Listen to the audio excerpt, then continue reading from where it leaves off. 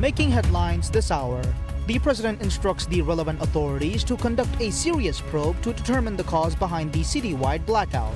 The president takes a step toward transforming the country into a global financial center with the creation of Greater Malay Financial District Limited. And the president extends his greetings to the head of state and Prime Minister of Samoa to commemorate the occasion of the Independence Day of Samoa.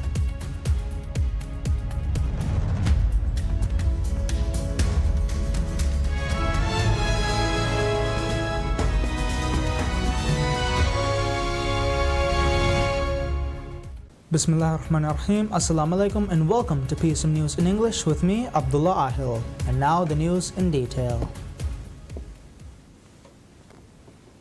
President Dr. Mohamed Muiz has instructed the relevant authorities to conduct an investigation to the serious problem to determine the cause behind the citywide blackout. State Electric Company Limited, or STELCO, had said a technical fault had caused the power outage in the Greater Malay region, including Malé, Hulu Malé, and the airport island Hulule on Sunday afternoon, causing major disruptions across the city. The government and private offices closed early, while the afternoon sessions in schools across the capital were cancelled. Essential services, especially hospitals and the Vilhena International Airport, or VIA, remained on emergency power.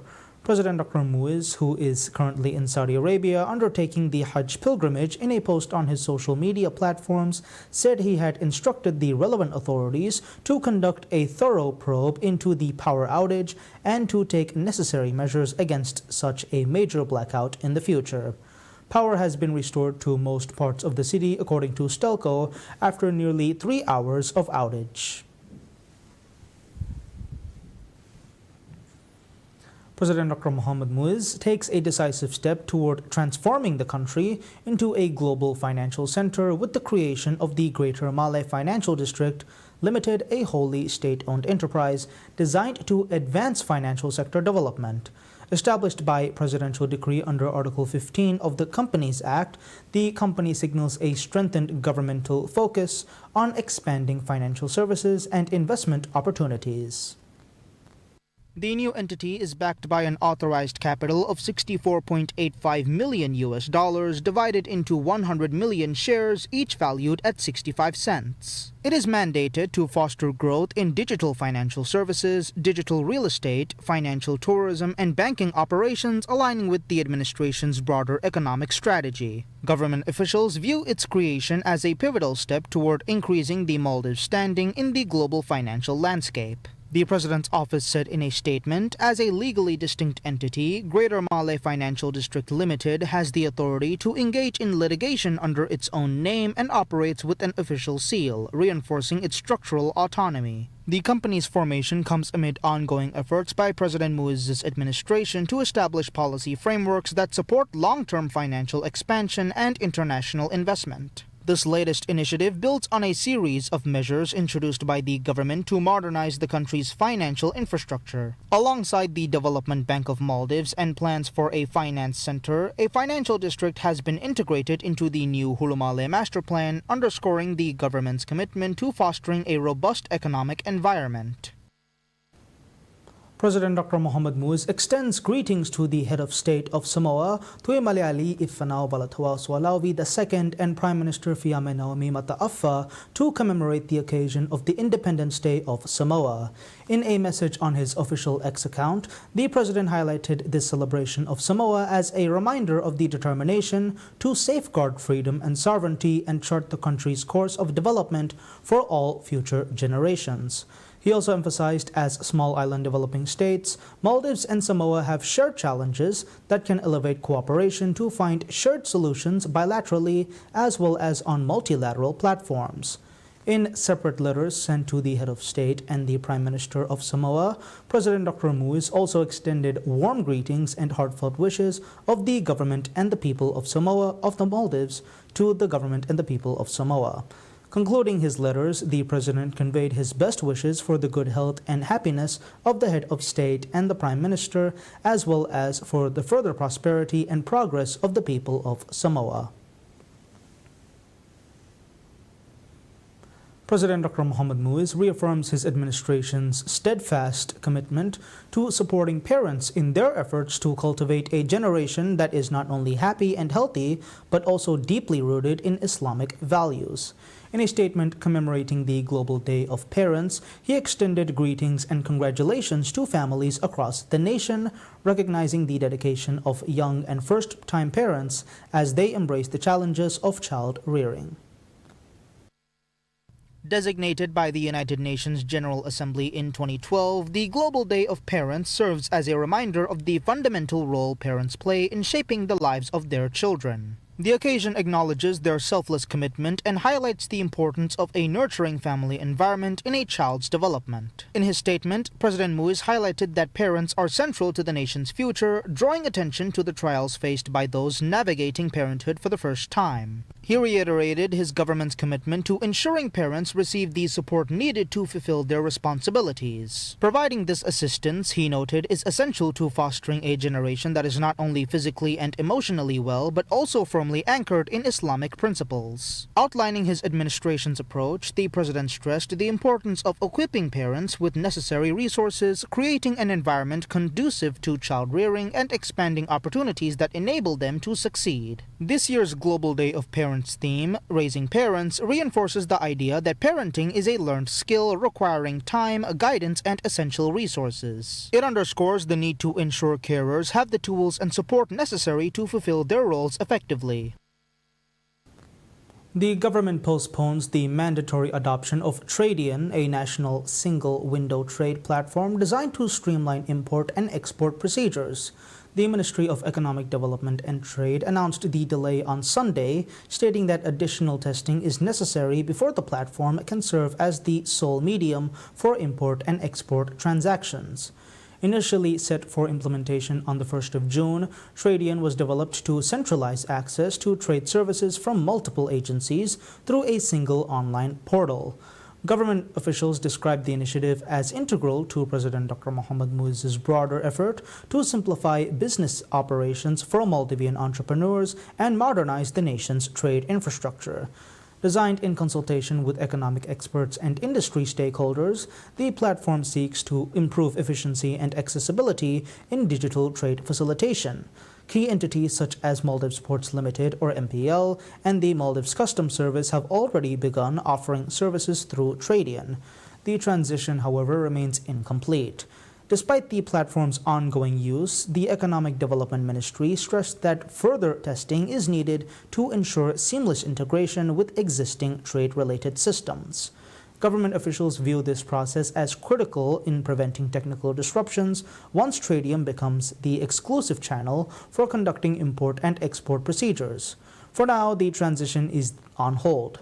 The ministry confirmed that the requirement for businesses to use Tradian exclusively, originally set to take effect today, has been deferred indefinitely. Until a revised timeline is established, the ministry stated that import and export services will continue to be accessible through existing channels. The ministry stated that an updated implementation date will be announced once preparations for the transition are complete.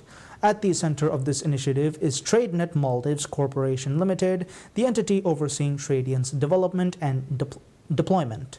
Government officials maintain that beyond streamlining operations, the platform is expected to reduce bureaucratic inefficiencies and improve the Maldives' international trade processes. First introduced in September 2024, Tradian remains a key component of the government's broader digitalization agenda.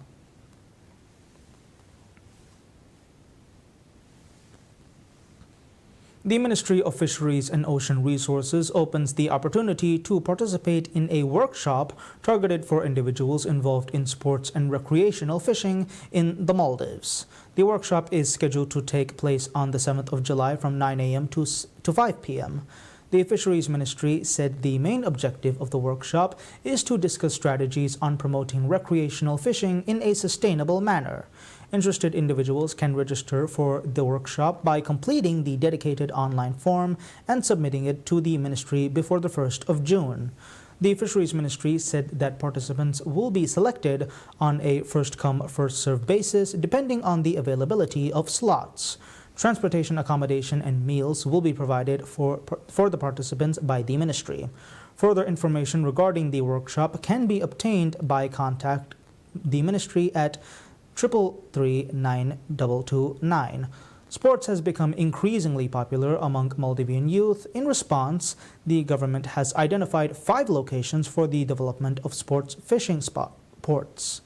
The ports will feature facilities such as fish stalls, administrative office for organizing the competitions, restaurants and cafes, fishing gear shops, and barbecue facilities. The government is also working to further expand sport fishing and grouper fishing activities as part of efforts to expand fisheries and economic activities and increase the income generated from such activities.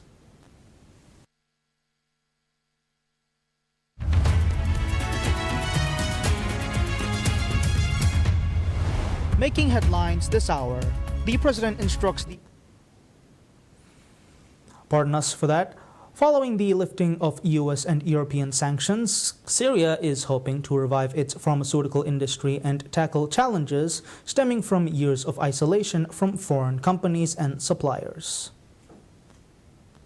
Issam Matuk, vice chairman of the board of Unifarma Pharmaceuticals Industries, said negotiations have resumed with foreign pharmaceutical firms to restart production of their manufacturing lines in Damascus and to allow the import of medicines into Syria. Matuk said some raw materials essential for producing certain medicines were unavailable during the years of sanction. He added that factories also struggled to secure maintenance and spare parts for manufacturing equipment. This also meant that locally available cancer medicines met no more than 20% of the demand, according to the Syrian Ministry of Health. Khawla Al-Hassan, whose daughter has a type of skin cancer, said her family faced serious financial hardship trying to secure chemotherapy doses during the sanctions. She said she is now hopeful that things will get better for her family. The Trump administration issued orders on May 23rd that it said would effectively lift sanctions on Syria after President Donald Trump pledged earlier this month to unwind the measures to help the country rebuild following a devastating civil war. Most U.S. sanctions on Syria were imposed in 2011 on the government of ousted President Bashar al-Assad and key individuals after the outbreak of the civil war. Syria's Ahmad al-Shara led militias that overthrew Assad in December. The European Union also lifted economic sanctions on Syria on May 28 in a move aimed at supporting the country's transition and recovery following the toppling of former President Bashar al-Assad. It is hoped the easing of sanctions will pave the way for greater involvement by humanitarian organizations and encourage foreign investment and trade as Syria begins to rebuild. However, with multiple layers of U.S. sanctions still in place, including restrictions that cut Syria off from the international banking system and barred many imports, analysts say the potential reimposition of sanctions could continue to deter private sector investment. The U.S. first designated Syria as a state sponsor of terrorism in 1979 and has since added multiple rounds of sanctions, including several imposed after the 2011 uprising against Assad.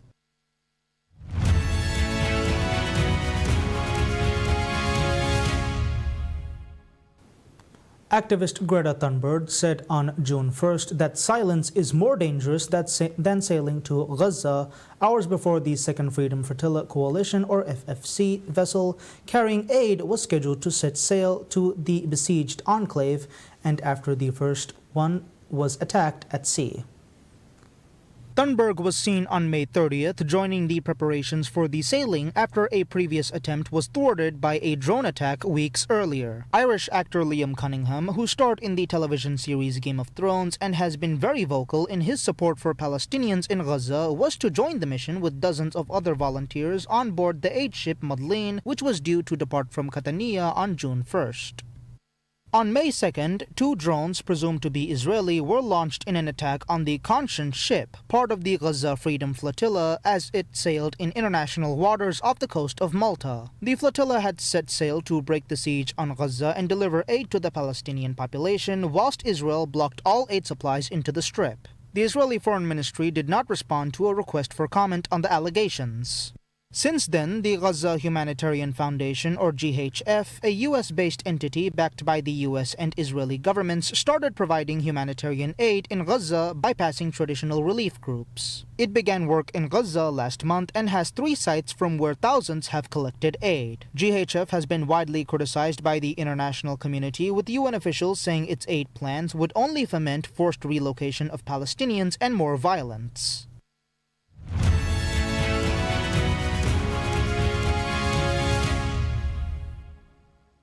Max Muncy hit 2 home runs and tied a career-high 7 RBIs as the Los Angeles Dodgers scored 10 runs in the first 2 innings and rolled to an 18-2 victory over the visiting New York Yankees on Saturday, May 31st, to take the opening 2 games of a World Series rematch.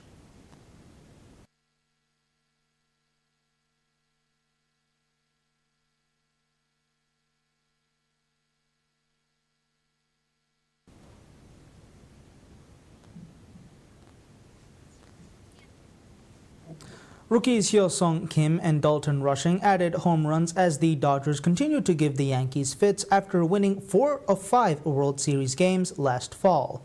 The Dodgers finished with a season-high 21 hits. Dodgers starter Landon Knox, 3-2, gave up 1 run on 5 hits in 6 innings with 3 walks and 6 strikeouts. Freddie Freeman had 2 hits, finishing with a .410 batting average in May. He is hitting .374 on the season.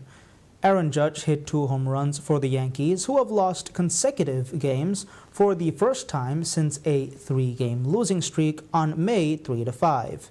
Judge has 3 home runs in the first 2 games of the series. New York rookie right-hander Will Warren, 3-3, was crushed for a season-high 7 runs in 11 3 innings. The Yankees gave up a season high in runs and allowed double digits for the 3rd time. After rallying to win the series opener 8-5 on Friday, Los Angeles took control in short order Saturday when Will Smith and Muncy had RBI singles for an early 2-0 lead.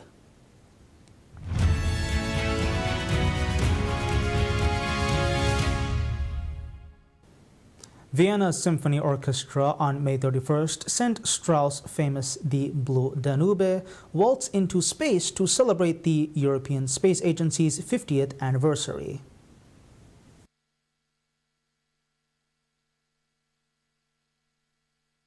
It was a double celebration as 2025 also marks the 200th anniversary of the birth of the composer Johann Strauss, and the choice is fitting as the Blue Danube was used in Stanley Kubrick's 2001 A Space Odyssey. ESA joined together with the Vienna Symphony and the Vienna Tourist Board to make aliens dance. On May 31st, the Cerberus Deep Space Station made history, according to ESA, by transmitting a concert performance of the Danube Waltz into the depths of space. The Vienna Symphony Orchestra's performance took place at the MAK Museum of Applied Arts in Vienna, with public broadcasts in Madrid, New York, and Vienna. The music was sent on a voyage amongst the stars via a satellite dish in Spain, passing Mars and Neptune.